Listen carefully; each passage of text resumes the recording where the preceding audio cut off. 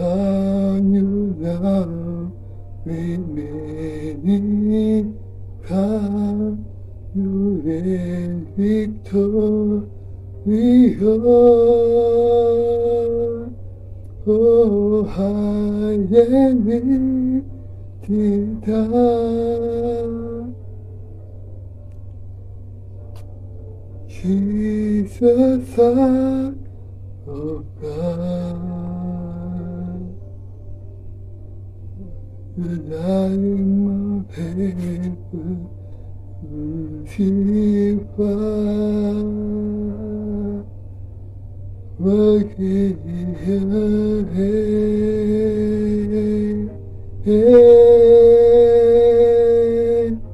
worthy the Lamb, seated on the throne. Oh, can you now with me come? You reign victorious, high and lifted up, Jesus, Son of God, the darling of heaven, crucified, worthy the Lamb.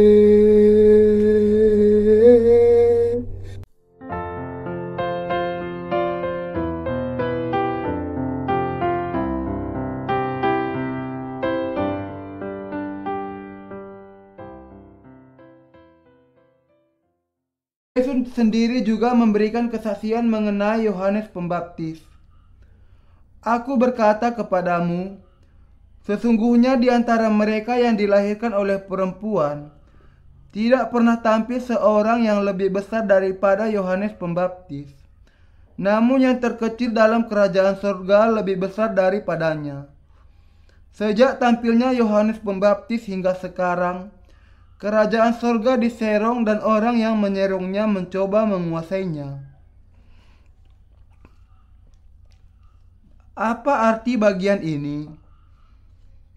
Artinya adalah bahwa Allah berjanji untuk menghapuskan segala dosa semua manusia sampai selamanya, dan bahwa sesuatu dengan janji ini Ia menerima sebagai imam besar surgawi segala dosa manusia melalui imam besar dunianya, dan dinyatakan bahwa barang siapa percaya kepada baptisan Yesus sekarang bisa dengan berani masuk ke dalam surga dengan iman ini. Karena memang tidak mungkin untuk selamanya menghapuskan segala dosa, sekali untuk selamanya menggunakan anak domba atau lembu perjanjian lama, korban dalam bentuk lain diperlukan.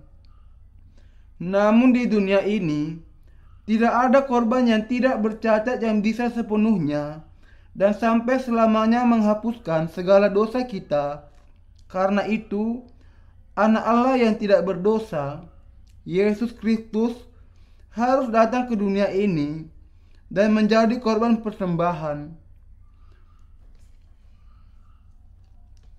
Sebagaimana Yesus datang ke dunia ini untuk memberikan korban kekal bagi umatnya, juga harus ada wakil dari manusia, imam besar yang akan menanggungkan segala dosa mereka kepadanya, anak domba Allah. Inilah sebabnya harus ada Yohanes Pembaptis, keturunan Harun, yang dipersiapkan Allah untuk tujuan ini. Hanya Harun dan keturunannya yang adalah para imam besar di masa perjanjian lama, yang memenuhi syarat untuk memberikan korban pada hari raya pendamaian. Dengan demikian, Allah tidak bisa hanya mengangkat sembarang manusia menjadi imam besar dunia. Jadi Allah mempersiapkan wakil manusia dari keturunan imam besar, yaitu dari keturunan Harun, Wakil ini adalah Yohanes Pembaptis yang dilahirkan dari Zakaria dan Elisabet 6 bulan sebelum Yesus dilahirkan. Kedua orang tua Yohanes, Zakaria dan Elisabet, keduanya adalah keturunan Harun. Karena itu, Yohanes Pembaptis yang orang tuanya adalah keturunan Harun bisa menggenapkan keimaman itu sebagai imam besar yang ditentukan oleh Allah. Dan ia adalah wakil manusia yang sungguh-sungguh memenuhi syarat untuk menanggungkan segala dosa manusia kepada Yesus. Karena Yohanes Pembaptis, Elia yang akan datang itu, yang bisa mengembalikan hati anak-anak kepada bapaknya, dan adalah imam besar dunia yang sudah dipersiapkan Allah. Ia membaptiskan Yesus Kristus yang menjadi korban persembahan dalam bentuk penumpangan tangan seperti di Perjanjian Lama. Yohanes Pembaptis membaptiskan Yesus dengan menumpangkan tangan ke atas kepalanya. Yesus berusia 30 tahun pada saat itu. Keturunan Harun bisa memulai tugas keimaman mereka sejak usia 30 tahun. Bilangan 4 ayat 3. Ketika Yohanes Pembaptis membaptiskan Yesus, segala dosa manusia ditanggungkan kepadanya. Karena itu, kita tidak perlu lagi korban lain untuk menghapuskan segala dosa kita. Ibrani 10 ayat 18. Yohanes Pembaptis adalah imam besar terakhir dari masa Perjanjian Lama. Allah mengutus Yohanes Pembaptis, Elia yang akan datang itu, dan 6 bulan kemudian, ia juga mengutus anaknya Yesus sebagai korban yang tak bercacat dan bernoda bagi manusia. Dengan membuat Yohanes memberikan baptisan kepada Yesus dan membuat Yesus menerima baptisan ini dari Yohanes, Allah sudah menanggungkan segala dosa kita kepada Yesus. Dengan melakukannya, pemeliharaan dan janji Allah digenapi. Yohanes Pembaptis, imam besar dunia ini, menumpangkan tangan ke atas kepala Yesus, korban persembahan kita. Dan dengan menerima penumpangan tangan, Yesus masuk ke dalam air dan kemudian muncul lagi. Yesus menerima baptisan yang menggenapkan seluruh kebenaran Allah. Masuknya Yesus ke dalam air melambangkan kematiannya, dan bahwa ia naik kembali dari air melambangkan kebangkitannya. Dan penumpangan tangan yang diterima Yesus dari Yohanes menjelaskan bahwa ia menerima segala dosa kita. Baptisan Yesus itu dituliskan di dalam Matius 3 ayat 13 sampai 17. Adalah untuk menerima segala dosa dunia.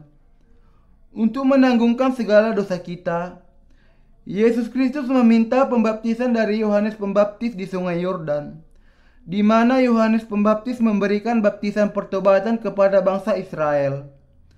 Pada awalnya, Yohanes menolak dengan mengatakan, "Akulah yang perlu dibaptis olehmu, dan engkau yang datang kepadaku."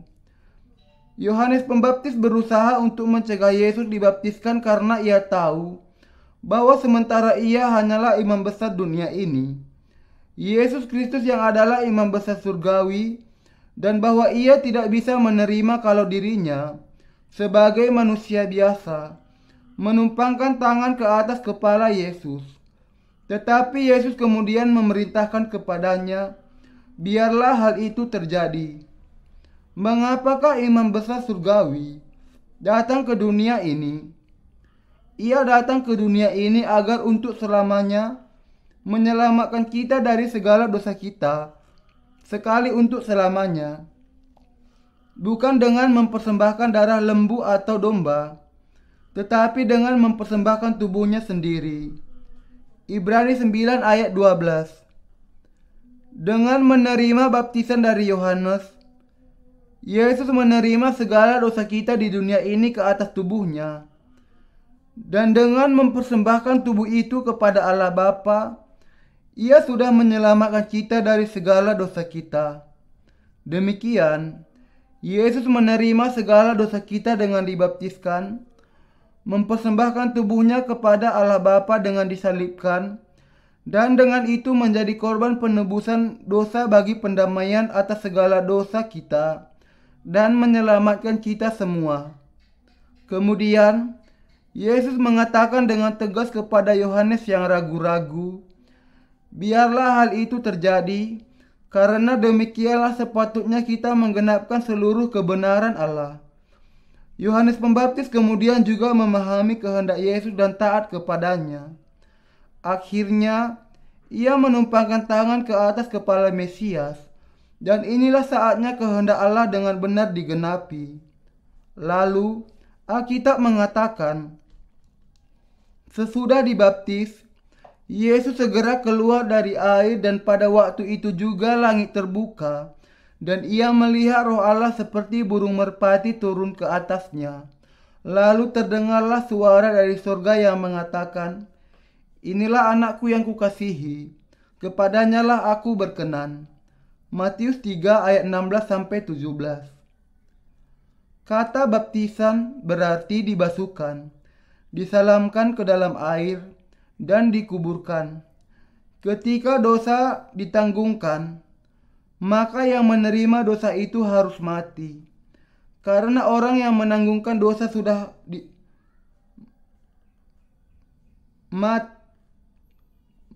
dibasuhkan dari dosa, dan karena orang yang menerimanya harus mati, ia harus dikuburkan, yaitu dengan kata lain sebagai gambaran untuk kematian ini Yesus masuk ke dalam air.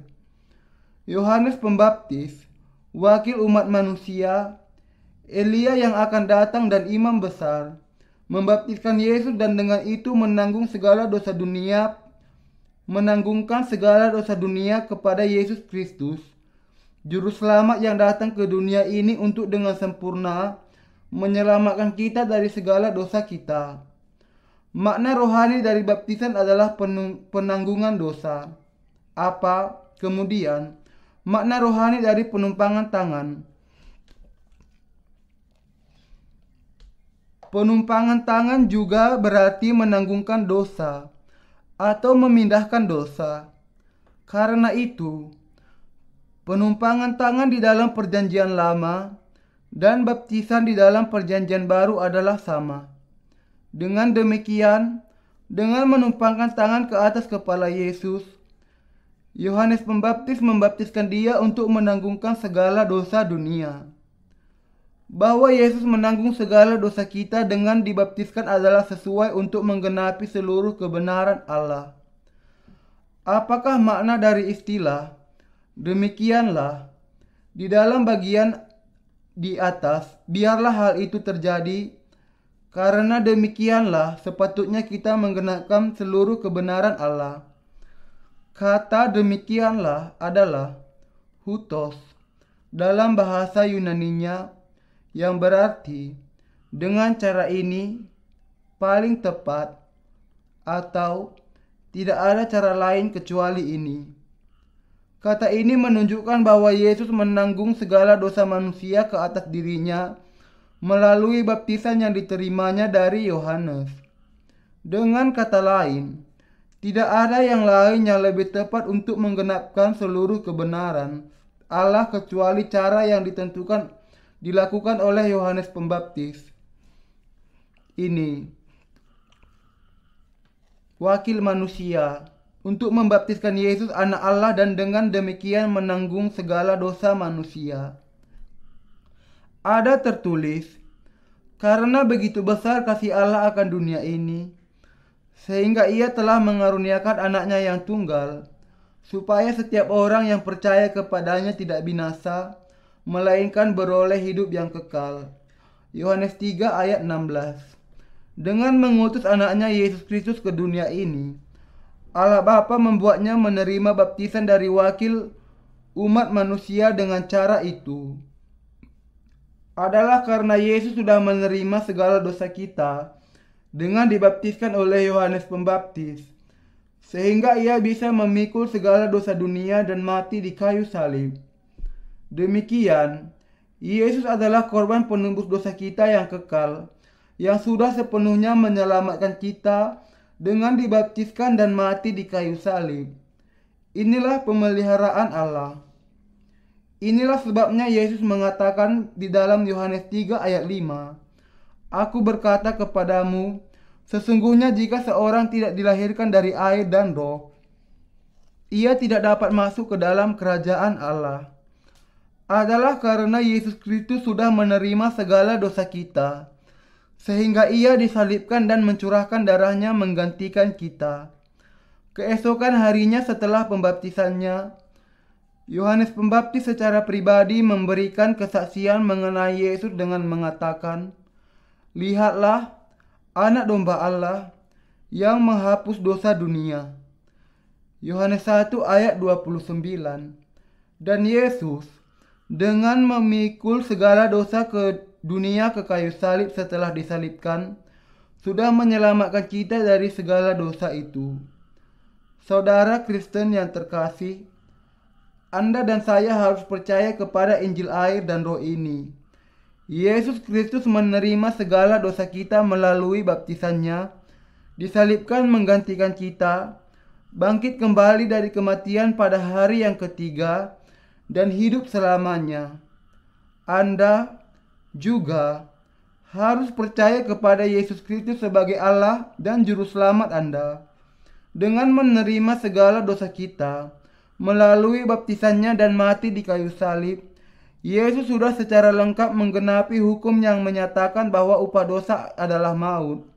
Dengan cara ini, Tuhan sudah menyelamatkan Anda dan saya dari segala dosa kita. Inilah sebabnya Allah Bapa membuka gerbang surga ketika anaknya dibaptiskan. Alkitab mengatakan bahwa ketika Yesus dibaptiskan dan keluar dari air, pintu gerbang surga terbuka. Sesudah dibaptis, Yesus segera keluar dari air dan pada waktu itu juga langit terbuka dan ia melihat roh Allah seperti burung merpati turun ke atasnya. Lalu terdengarlah suara dari surga yang mengatakan, "Inilah anakku yang kukasihi, kepadanyalah aku berkenan." Matius 3 ayat 16-17. Allah berkenan bahwa Yesus dibaptiskan. Allah Bapa kita menggenapi keselamatan melalui anaknya. Dengan menjadikan anaknya sebagai korban persembahan untuk dosa-dosa kita, ia menjadikan Yesus menanggung segala dosa kita dan hukumannya. Dan dengan itu sudah menyelamatkan semua manusia. Untuk menyelamatkan manusia dari segala dosa mereka, sesuai dengan janjinya di dalam perjanjian lama, Allah Bapa menggenapi kebenarannya dengan cara yang dijanjikannya. Dalam bagian hari ini, Rasul Yohanes mengatakan, "Anak-anakku, hal-hal ini kutuliskan kepada kamu, supaya kamu jangan berbuat dosa. Namun jika seorang berbuat dosa, kita mempunyai seorang pembela pada Bapa, yaitu Yesus Kristus yang adil.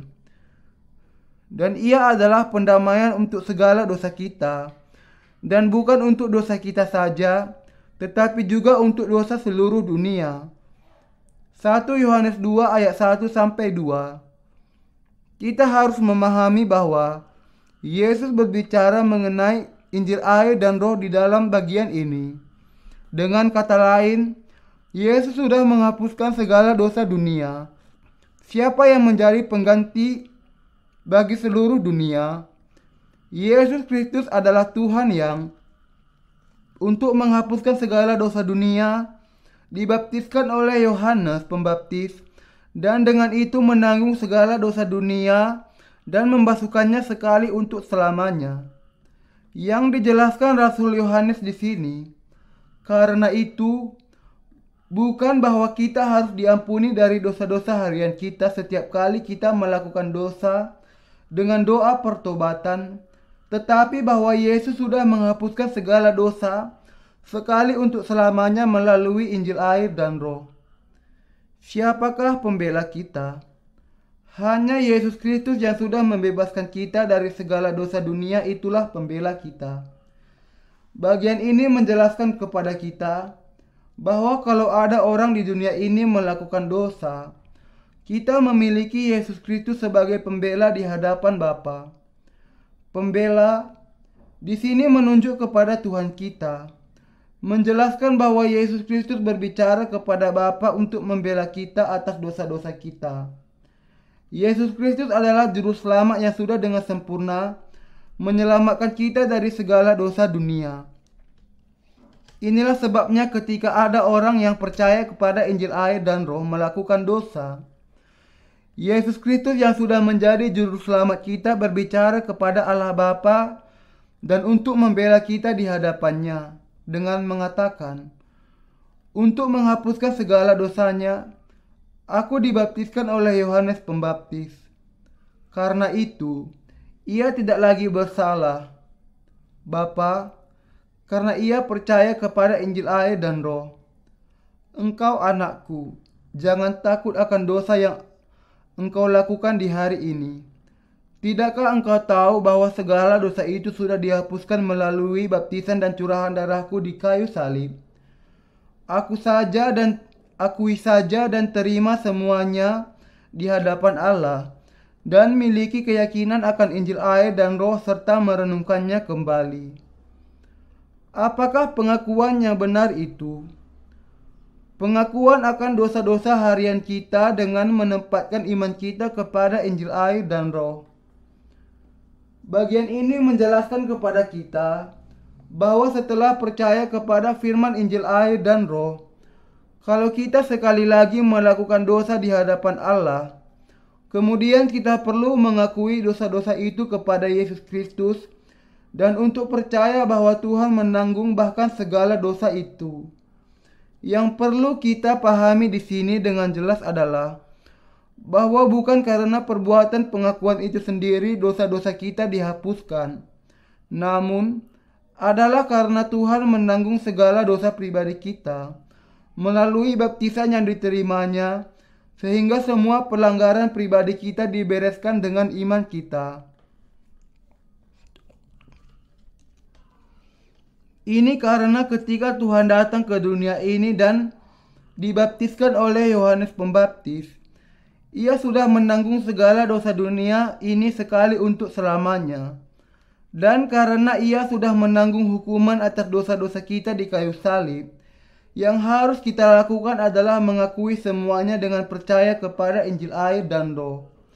Dengan demikian, dengan percaya bahwa Tuhan sudah menanggung segala dosa yang kita pernah dan akan lakukan di sepanjang kehidupan kita di dunia ini, kita diselamatkan dari segala dosa kita dan dibebaskan dari rasa bersalah kita. Yang dijelaskan oleh Rasul Yohanes di sini adalah bahwa ia menghendaki agar kita di dalam Yesus Kristus jangan sampai tetap berdiam di dalam dosa. Inilah sebabnya Yesus Kristus sendiri menjadi pengganti bagi dosa-dosa kita di hadapan Allah Bapa. Rasul Yohanes, dengan kata lain, mendorong kita untuk tetap berdiam di dalam Injil yang sempurna dan hidup di dalam iman yang sempurna.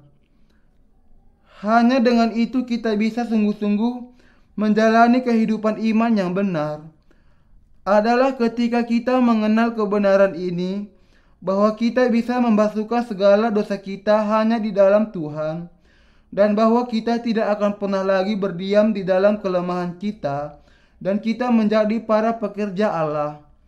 Dengan kata lain, dengan percaya kepada Injil air dan Roh, kita tidak lagi berada di bawah kutuk, dan inilah yang membuat kita bisa membuat pengakuan dosa yang benar, yang memampukan kita untuk memanggil Yesus Kristus sebagai Juru Selamat yang benar.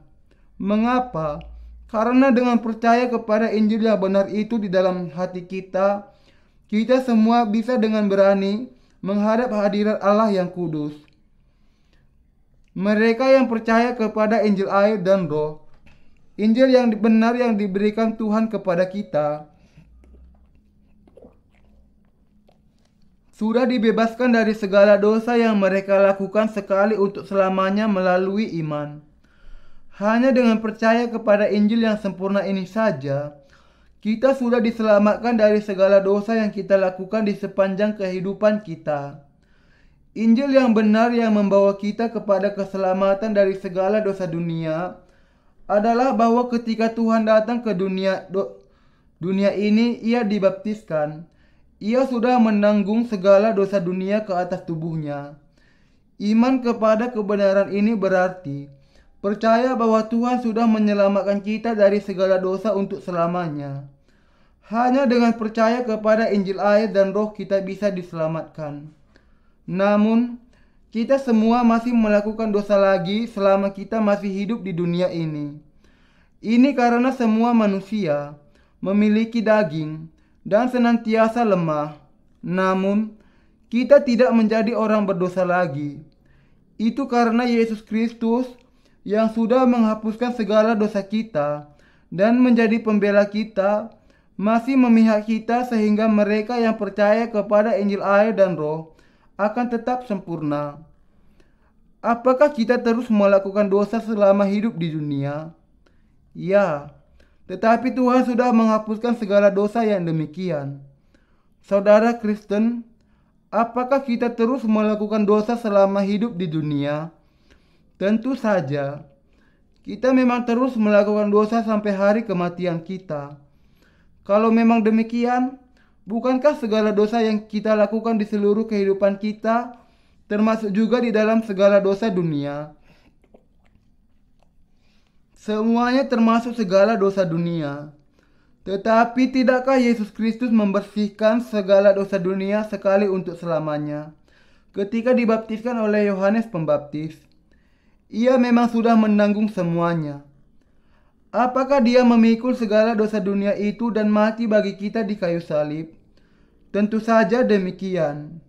Dan tidakkah Yesus Kristus kemudian bangkit kembali dari kematian? Dan tidakkah Ia menjadi juru selamat kita yang benar? Ia memang sudah menjadi juru selamat kita yang benar.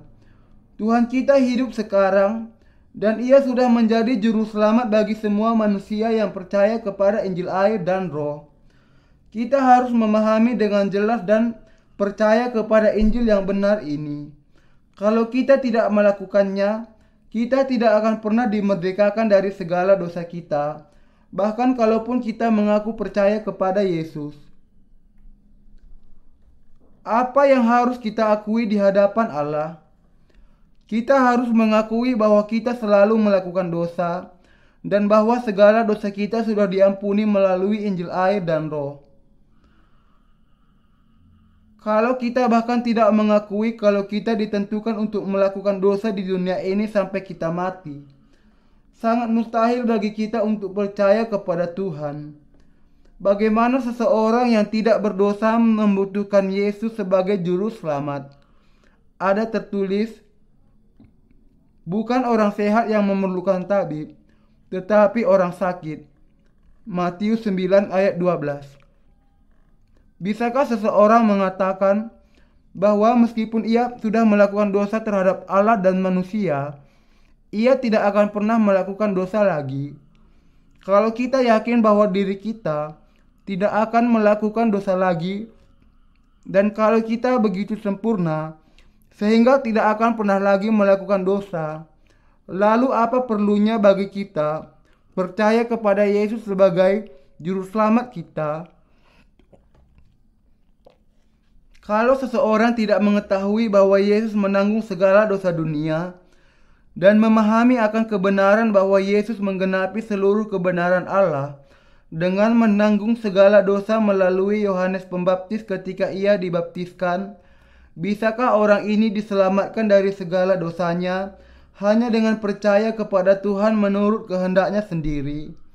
Siapa yang berani mengatakan bahwa ia cukup pasti bahwa ia tidak akan melakukan dosa lagi? Saudara seiman, melalui baptisan yang diterimanya dari Yohanes Pembaptis, ia menanggung segala dosa yang sudah Anda dan saya lakukan di sepanjang kehidupan kita. Inilah sebabnya kita harus percaya kepada Yesus ini, yang menanggung segala dosa di sepanjang kehidupan kita melalui baptisannya, sebagai juru selamat kita, dan hanya ketika kita percaya kita menjadi tidak berdosa. Sebelum kita percaya kepada Tuhan sebagai juru selamat kita harus terlebih dahulu mengakui bahwa kita benih dosa dan bahwa kita ditentukan untuk terus melakukan dosa di sepanjang kehidupan kita sampai hari kematian kita. Hanya mereka yang mengakui hakikat keberdosaan mereka di hadapan Allah yang bisa memiliki iman yang benar, dan hanya mereka yang bisa percaya kepada Injil air dan Roh. Sangat penting bagi kita untuk mengakui kepada Allah bahwa kita terikat kepada dosa sampai kita mati. Setiap kali kita melakukan dosa di dunia ini, apakah karena kelemahan atau karena penyebab yang lain, kita harus mengakui kalau kita sudah melakukan dosa, dan kita harus memahami bahwa Yesus menanggung segala dosa itu sekali untuk selamanya dengan dibaptiskan oleh Yohanes Pembaptis, dan bahwa segala dosa kita memang sudah ditanggungkan kepadanya. Hanya dengan itu kita bisa memiliki iman yang benar. Adalah ketika kita memiliki iman yang demikian, kemudian kita bisa menjauh dari segala dosa kita dan semua hukuman atas dosa itu, dan menjadi sungguh-sungguh dekat dengan Tuhan. Adalah Injil air dan Roh yang menjadikan kita sungguh-sungguh bersih dan menjauh dari kegelapan. Bukannya berusaha menyembunyikan dosa kita dari Allah sementara menjalani kehidupan iman kita di hadapannya. Kita perlu datang kepada terang kebenaran yang bersinar dan mengakui, Tuhan, saya orang yang berdosa. Saya terikat kepada dosa sampai kematian saya. Tetapi saya yakin bahwa Yesus datang ke dunia ini untuk menyelamatkan saya dari segala dosa saya, dan bahwa Ia menerima segala dosa dunia dengan dibaptiskan oleh Yohanes Pembaptis. Dengan percaya kepada kebenaran Injil air dan Roh, dan mengakui dosa kita menjadi dekat dengan Allah di dalam terang kebenarannya. Karena Tuhan sudah menanggung segala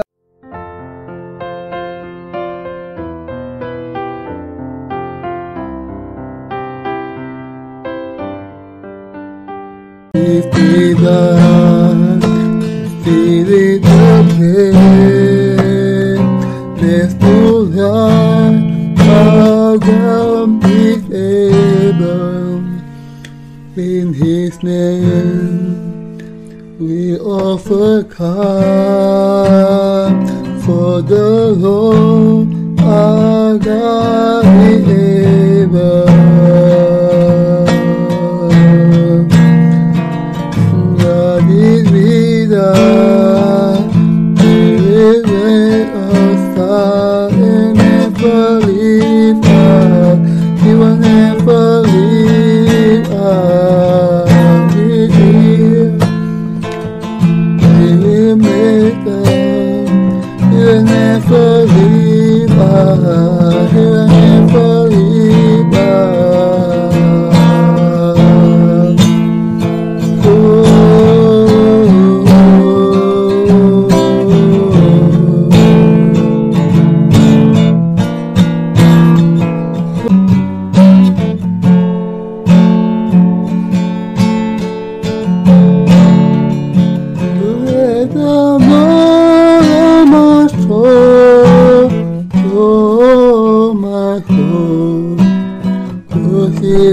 Holy name, sing like never before. Oh my God, I worship Your holy name.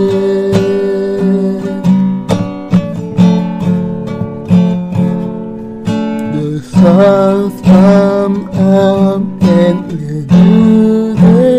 coming. It's time to sing Your song again. Whatever may pass and whatever lay before me, let my heart sing when the evening comes. Let the Lord my soul, oh my soul, worship His holy name. Sing like never before. Oh my soul, I worship Your holy name.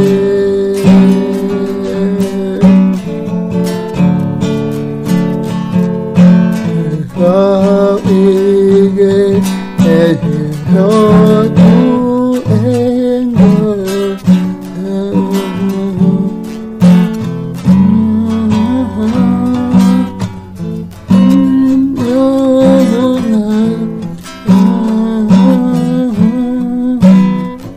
And for some reason I will go to God.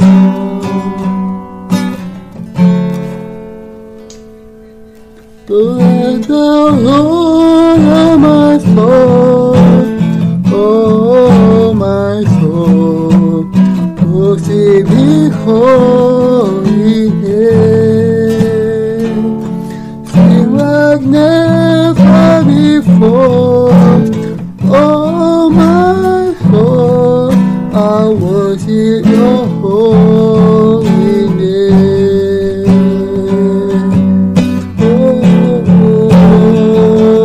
Bless the Lord, oh my soul, oh my soul, worship His holy name.